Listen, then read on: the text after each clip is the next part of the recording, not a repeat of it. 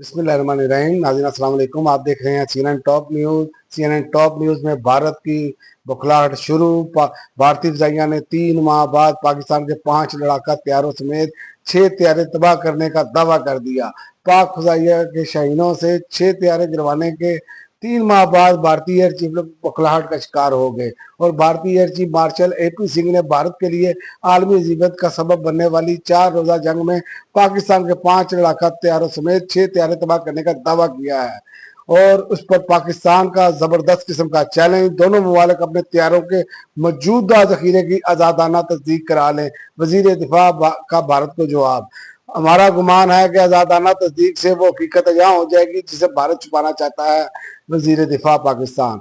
और पाक अफगान सरहद पर मजीद 14 भारतीय हिमायत याफ्ता ख्वारिज हलाक। सिक्योरिटी फोर्सेज ने पाक अफगान सरहद क्लियरेंस ऑपरेशन के दौरान मजीद 14 भारतीय हिमायत याफ्ता ख्वारिज को हलाक कर दिया,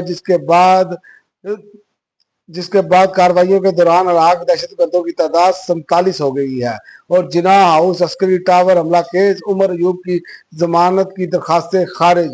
लाहौर की इत्तेहादी दहशतगर्दी अदालत ने जिनाह हाउस अस्करी टावर हमला और थाना शादमान को जलाने के मुकदमे में PTI रहनुमा उमर अयूब की जमानत की दरखास्तें खारिज कर दी हैं।